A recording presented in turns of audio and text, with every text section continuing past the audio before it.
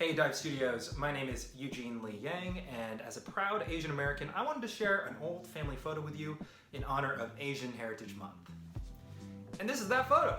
It's myself and my two sisters back in central suburban Texas in 1990 something fucking whatever, I can't really remember. But as you can clearly tell, I am the middle child because of my clinical depression.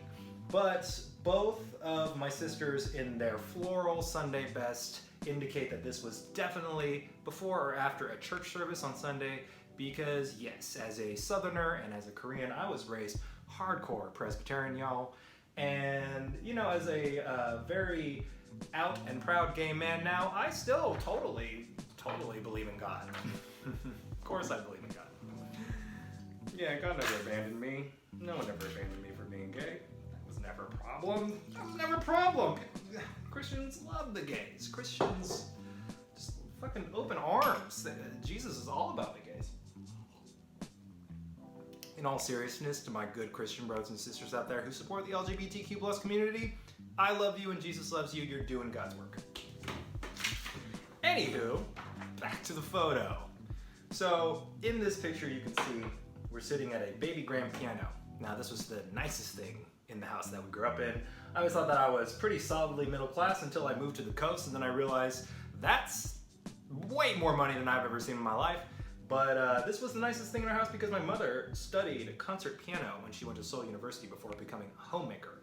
So we used to diddle around on those keys as kids. And my dad was a general practitioner at the local mental hospital. So I had a very interesting childhood. But yes, a lot of that was compounded by the fact that we were one of the only Asian families in town, and I certainly was one of the only closeted gay kids that I knew, and certainly those who had to come out of the closet were forced to. So, you know, through all those trials and tribulations, I have had enough wisdom and distance to look back and see this lonely, scared, self-conscious, self-hating kid and tell him, "You're so fucking cute. Look how cute I was." Even with that discount Asian bowl cut that my mom gave me because she didn't want to take me to a stylist, I was really fucking cute. And those homophobes and those racists who said otherwise to make me believe that I was less than, fuck those people. Because this grew up into someone who's confident and proud of who he is. And that's what the message I want to give on this Asian Heritage Month, especially in these dark and troubling times. You will find yourself at your own pace, in your own journey, and you will find ways to vocalize your identity that feel empowering and that feel true and authentic.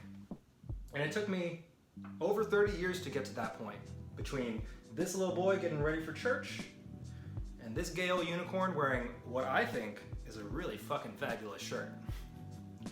But I want to say that if I could say anything to him, it's that he was never wrong for being who he was. He was never bad.